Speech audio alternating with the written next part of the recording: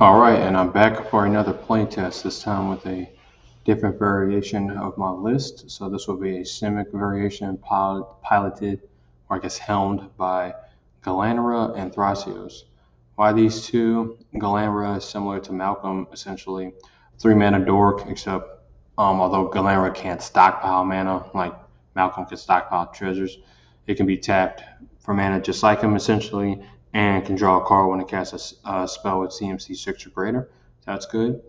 And Thrasios, my Thrasios versions of my list are a bit more reserved. He doesn't really do anything when the list functions as intended, but he serves as a great anti-control measure. If you resolve him early and you're ever worried about counter magic or anything that kind of stops you from casting spells, he always ensures the mana is used and also enables a relatively low to the ground soft combo with Seaborn Muse.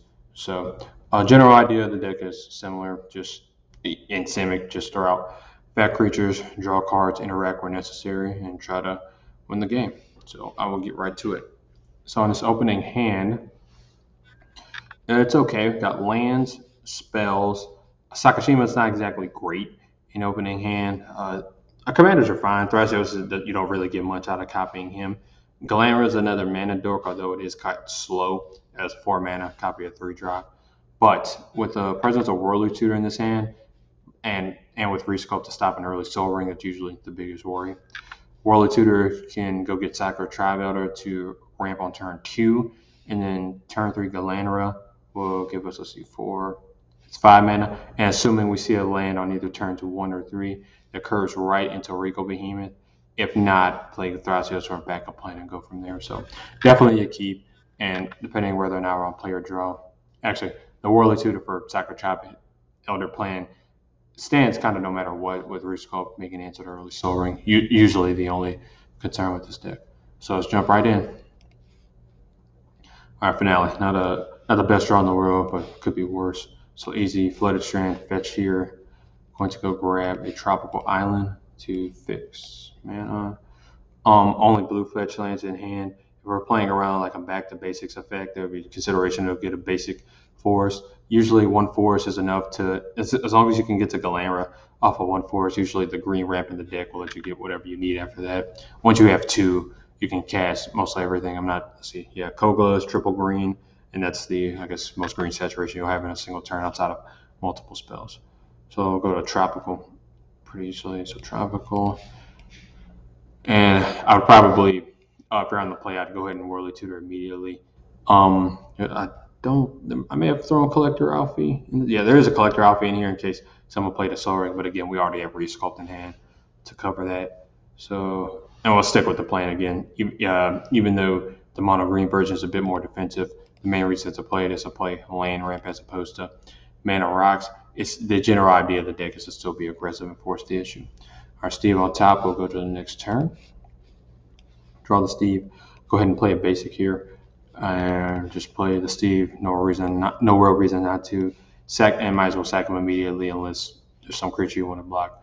Again, or you're expecting haste, which I wouldn't worry too much about in Commander. Definitely sack before anyone untaps a triple white or 3 mana and white, 3 mana and black. Definitely don't want to get Aven Mind censored or opposition agented. You know what I mean? I guess for sake of example here, I'll search basic forest just to show the fixing's pretty set once you get, I guess, 2 of each color. All right, so I'll go to the next turn after the shuffle. 3. All right, so that's unfortunate. As I said earlier, it'd be great if we could hit at least a land on turn 1 or 3, or I guess turn 4 is an option too. I haven't seen it yet, but we're still relatively okay. Could Spellseeker into a Mystical Tutor to go get something like Cultivate to make sure we've seen it land next turn, but that really ties up the mana. Don't want to make that play. It's kind of a defensive, like, I have to do, Coco, you have to do this play. So we'll stick with, wrong window. We could get a basic island here, honestly. Not that I ever do that. Generally don't play around back to basics or Blood Moon effects. But there's really no problem with get a basic island here, especially since Gilanra fixes one of the mana. Play Gilanra, pretty stock here. Could consider Thrasios and hold up Resculpt, but again, The idea of this deck is to be aggressive and force its issues. Thrasios is more of a backup piece in case things aren't going 100% according to plan. So highly recommend putting Gilanra on the field to develop mana. We'll go to the next turn. All right, lucked out, got a forest, so that's perfect. I'm gonna play a forest here. And in line with the idea of the Jack, we're gonna slam this Regal Behemoth really quickly, draw a card.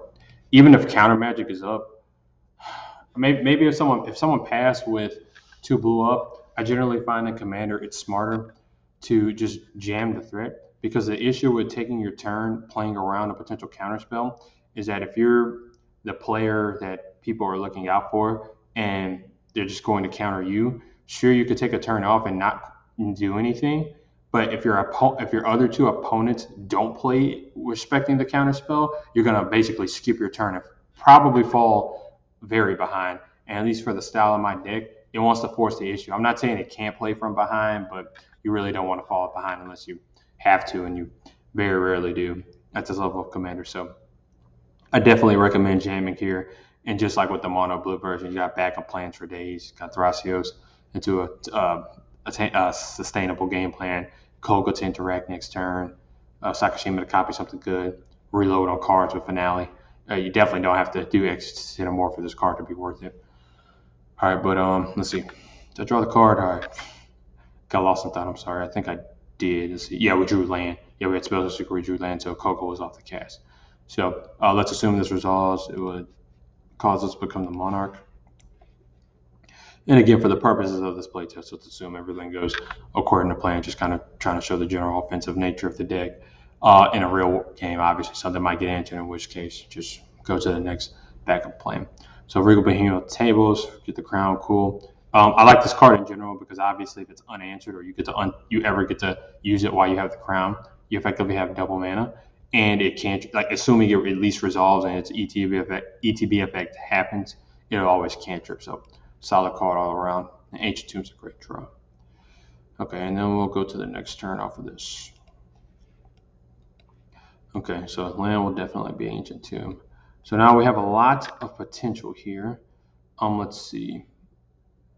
So assuming we're not disrupted, we have the Monarch here, so all of our lands tap for double. We have Gilanra. So I'm sorry, they tap for 1 extra. So there's 1, 2, 3, 4, 5, 6, 7, 8, 9, 10, 11, 12, 13, 14 mana. So 14 mana, a Spell Seeker. I don't think that's enough mana so Thrasios would be 2, Spell Seeker would be 3 more, that's 5. And then we could, so 5 mana, 14, that leaves 9 mana. If Spell Seeker got Green Finale, that's enough mana to actually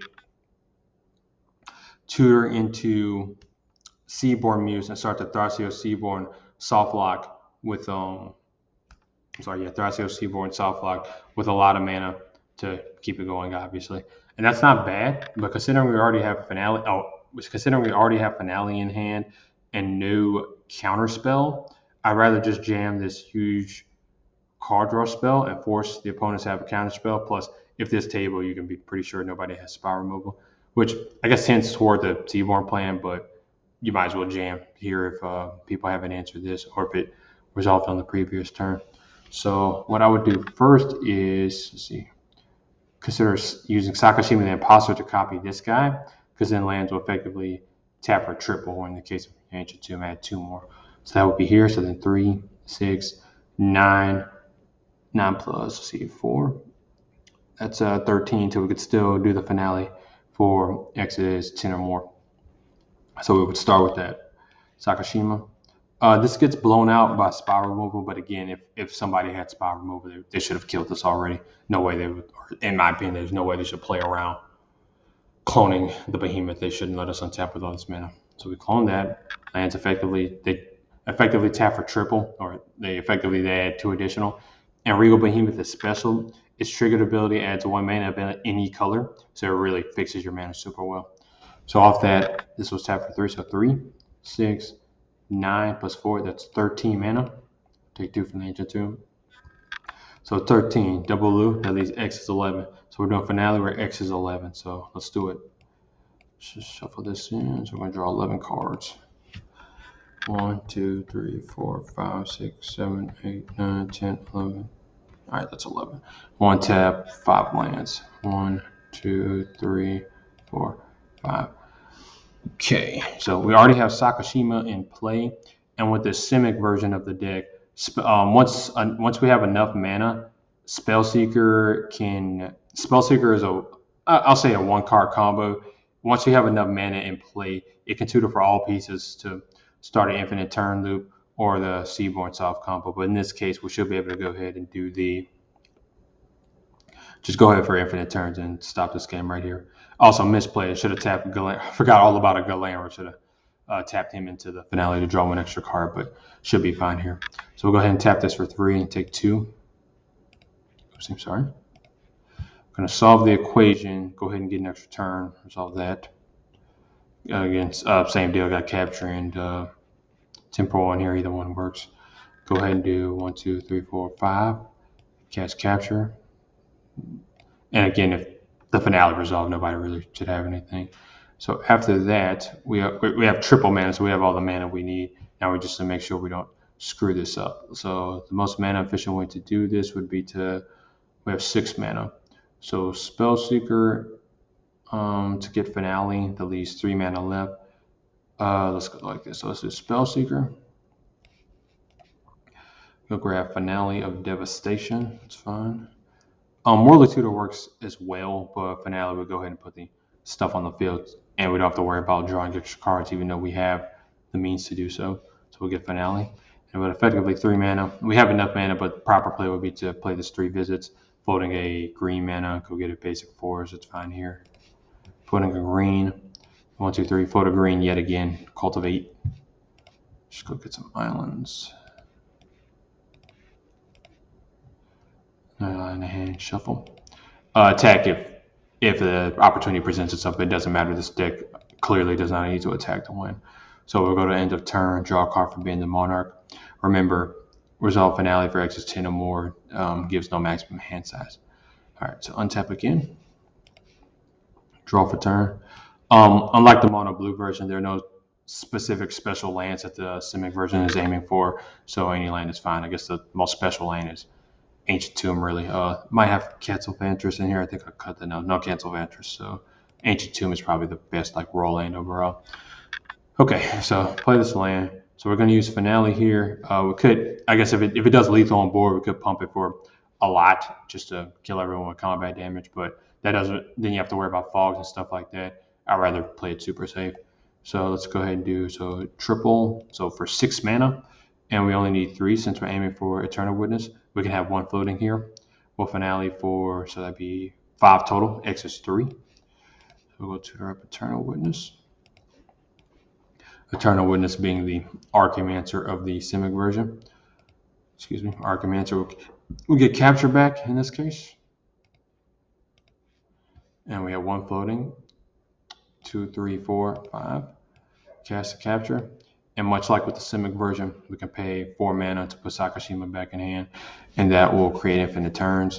We've got the Cypher right here to clear our board states and then just take people out. While it's right here on screen, we also have the Kogla option. While a little more expensive than Sakashima, Kogla, Eternal Witness, and a turn spell that can go infinite as well. 2 to activate. Sorry, I guess let's go 5 to cast a turn spell. 3 to play the Eternal Witness and get it back. So it's 8 mana and 2 to bounce the Eternal Witness. So 10 mana on board. That goes infinite. So yeah, as I said, Cypher overloaded here. There's only there isn't a second Jace for Mind Sculptor to go infinite with another Jace, but with infinite turns you can do his uptick and Fate Seal people. Let's see, Fate Seal until you get to ultimate. If you ultimate him twice, so you shuffle your hand in, exile your library, shuffle your hand in. If you ultimate Jace twice on somebody, they die essentially. So, but again, you got a lot of options here.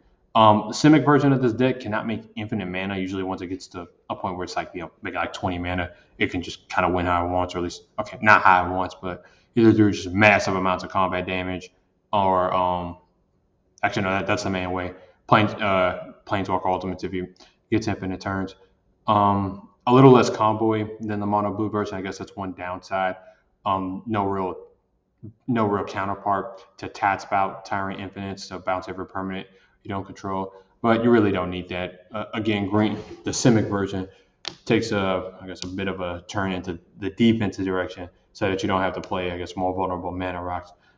But on the flip side, your mana ramp is much safer in my opinion, and you get the Seaborn Thrasios soft combo. Doesn't exactly in the game, like on the spot, but a very strong value engine. It'll be hard for your opponents to keep up if you get it established.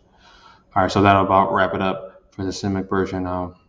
Keep chugging along with these, try to explain which version of this deck you should play, and strengths and weaknesses. Thanks for tuning in.